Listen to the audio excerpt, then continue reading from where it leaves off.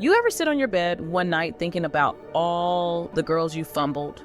The girl who smiled at you every day, who maintained constant eye contact, who laughed at all your jokes, and that random girl who was kinda flirting with you, and somehow you missed all the signs. But it's even worse when you're watching your friend fumble multiple opportunities. And absolutely painful when you see it happen in shows where you can hear everyone's thoughts. Eve clearly had feelings for Mark from episode 1, but he went for Amber instead. You know, the same Amber who kept complaining about him being absent while knowing he was literally saving the world as invincible. And then there's this guy who didn't know that she had a crush on him for the entire show. He literally built a time machine and all of Tesla's products with his brother, but still couldn't figure out that a girl liked him. But if you want to get into how you can really fumble multiple women at once, you should learn from this guy, Tobey Maguire's Spider-Man. All throughout the movies, Peter just kept getting women who were interested in him.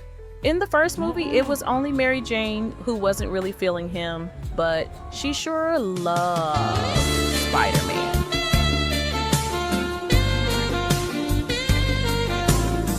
Icy meat. Yeah, boy. That's it. In the second movie, it was MJ and Ursula who he should have chosen.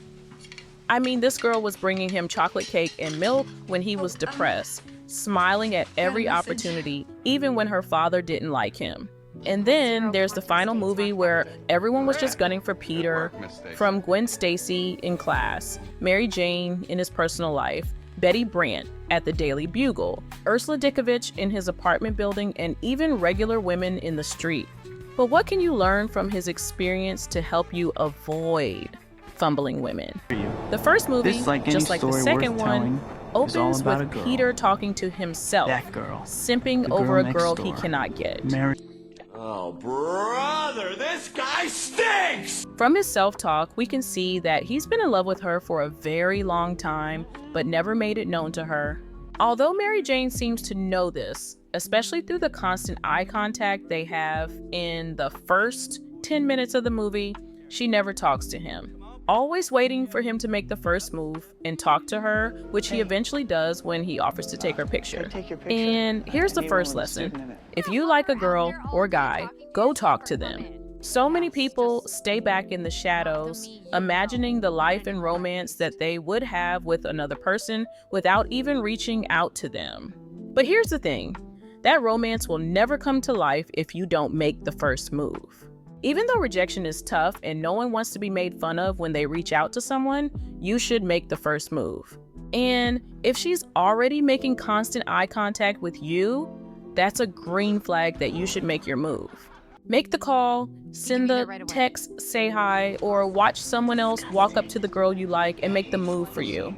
But while Peter was fretting about whether to make a move or not, Mary Jane was out there getting into relationships like Infinity Stones. First Flash Thompson, then Harry Osborn, and even describing Spider-Man as incredible after he saves her the first time. Incredible? What do you mean he's incredible?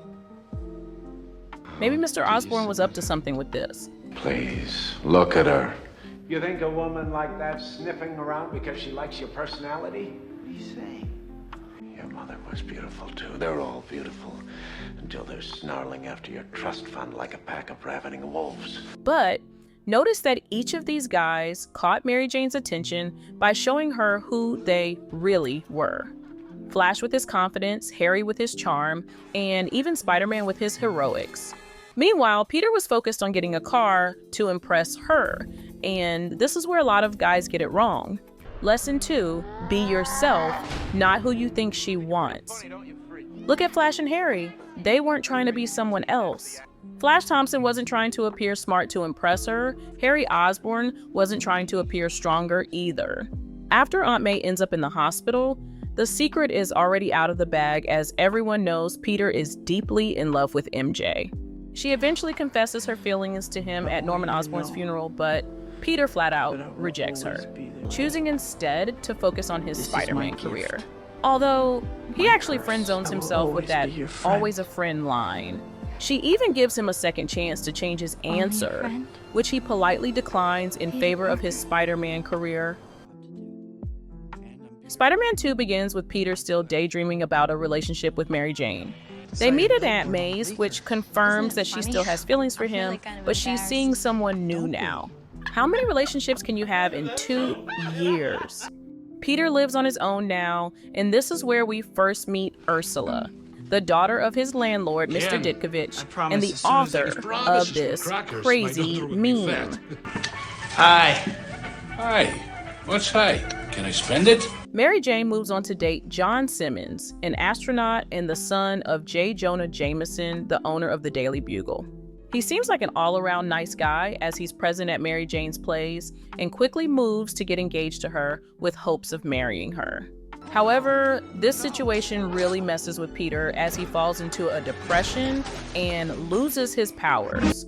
Firstly, after seeing them together, and then after they announce their engagement. Although it's good to care about a relationship, it shouldn't be front and center of your life. You shouldn't lose yourself in a relationship, and this is where Peter fails.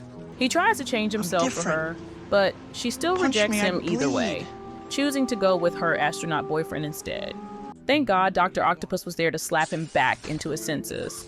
The remaining parts of the movie are pretty muted as it focuses more on Peter's career as Spider-Man, Harry and MJ eventually discovering Peter as Spider-Man, and Mary Jane calling off her wedding to John Jameson at the last minute so that she could be with Peter. In Spider-Man 3, Peter finally gets the girl of his dreams, Mary Jane. He's more confident, his Spider-Man career is going great, he's doing well in school, and there are new love interests both at school and at home. There's also a different vibe to this movie, as there's a boss fight within the first 10 minutes, as opposed to the slow build-up that other movies in the trilogy take.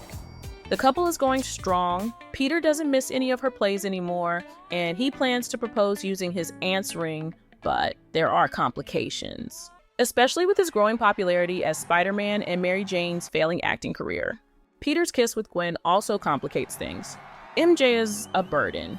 In her interactions with Peter, she tends to bother him with her own problems while stopping him short whenever he tries to share his own problems. Even when he tries to provide her advice from his own perspective as Spider-Man, she waves him off, wanting herself to be his one and only focus, and going as far as manipulating him through tears and words in order to make him agree with her POV. The scene where she was angry with Peter for kissing Gwen as Spider-Man shows this best. It's funny that she's jealous because she literally did the same thing to him across both movies. Out here lip-syncing everybody like she's Starfire trying to learn a new language. It's really similar to when girls on Twitter say, "I want a man who worships and loves me," but then they don't have anything to offer that man, or saying, "I'm just a girl," when they do something wrong rather than fixing up. And then, under Harry Osborn's manipulation, she breaks up with him, showing that she couldn't even maintain the standards she mentioned. At this point, I want to share something important. It's important to know when to cut your losses, to know when a relationship is done. And that's exactly what Peter does, well, kind of, when he moves on to Gwen Stacy. Gwen Stacy is Spider-Man's classmate and lab partner who also doubles as a part-time model. Although not explicitly mentioned in the first few minutes of the movie, she shows a high level of attraction to him. From the hesitation to reach out to him in the dinner scene, to making out time even while out with her family, the hand placement, and even the subtle flattery. Pete's something of a genius. I'd be completely lost without him. During one of Gwen's modeling gigs, an unstable crane rams into the building she's in, which eventually results in her hanging from a ledge, but she's rescued by Spider-Man.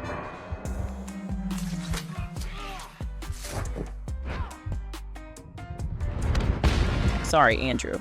Following this scene, an event is held to celebrate Spider-Man's heroics, where she kisses him after he urges her to. It is important to note that, unlike Mary Jane, Gwen likes him both as Spider-Man and Peter Parker. And here lies another point. All girls are not the same. Some would reach out to you if they like you. Others would expect you to figure it out. They would also leave subtle hints such as hand-holding, compliments, constant smiles, going out of their way, and so on. It's up to you to understand the signs she's giving you. She eventually breaks up with her boyfriend, Eddie Brock, and moves on to date Peter during his Bully Maguire phase.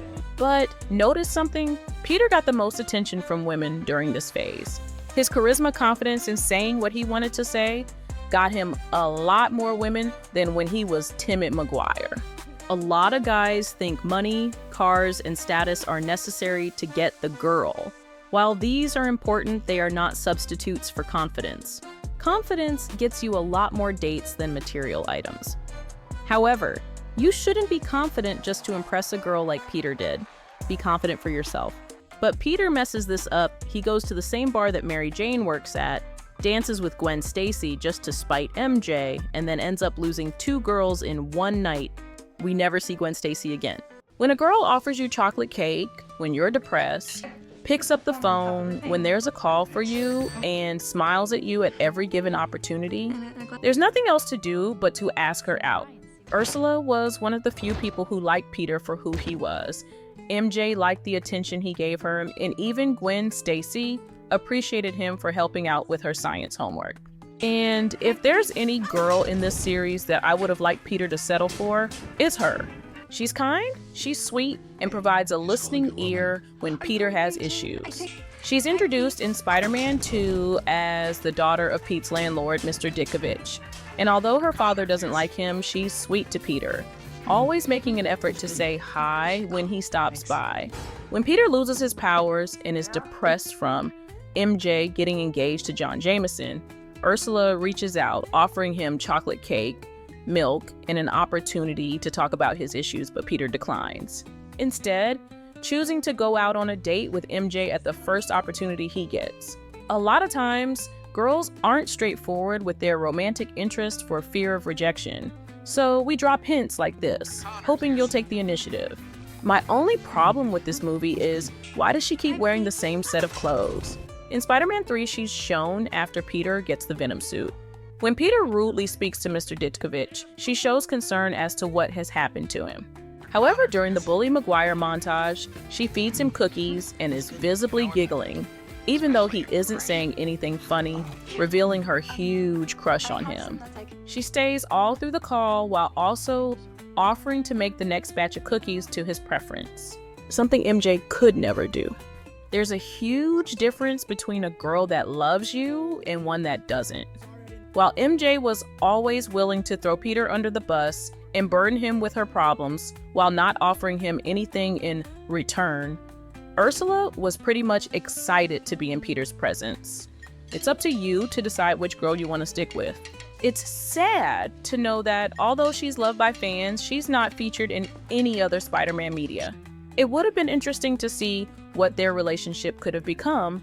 Hopefully, the next Tom Holland Spider-Man movie features her. The shots are so good. I'd love to shoot you sometime. Peter Parker. Peter. Although we don't see I don't Betty think a this lot of covers times the in the advance I gave you movies, a couple she's weeks ago. always kind to him whenever they meet. She lends him money when he's broke, tells him when Eddie Brock tries to take his job, and plays the role of Jonah Jameson's second wife, going as far as scolding him when he makes wrong decisions. Unlike how she brushes off Eddie, she shows a deep interest in Peter, especially after he makes a move towards her. I like how in every Spider-Man movie, she still retains her job at the Daily Bugle. Peter and Betty's relationship shows what could happen if you were just confident and made your move. Peter Parker was a good guy who deeply loved MJ and made huge sacrifices for their relationship. He revealed his secret identity, put her happiness above his own, and even stepped away from his responsibilities as Spider-Man at one point. But despite his efforts, their relationship remained complicated, and in the end, he still lost the girl. MJ grew up in an abusive home, and this shaped how she viewed love. Constantly seeking comfort in the men she dated, but fleeing at the first sign of conflict because it reminded her of her past. It's not that she didn't care about Peter. She was just acting out patterns she had learned from her childhood. Gwen Stacy had a brief romance with Peter, but quickly distanced herself when she realized he was still emotionally attached to MJ. Unlike MJ, she wasn't afraid of conflict. She simply understood that being someone's second choice would never work in the long run. This is similar to Eddie Brock, whose obsession with Spider-Man drove him to forge photographs to boost his career. When that failed, his bitterness and inability to move on led to him becoming Venom, a choice that ultimately cost him his life. Sometimes the hardest lesson in love is learning when to walk away. If someone doesn't want to stay, trying to convince them will only leave you broken and lonely. Peter Parker's love life is a tragic reminder that sometimes, no matter how much effort you put in, the people you love won't always stay. He sacrificed his happiness, risked his life, and even gave up being Spider-Man. Yet, in the end, he was still left standing alone.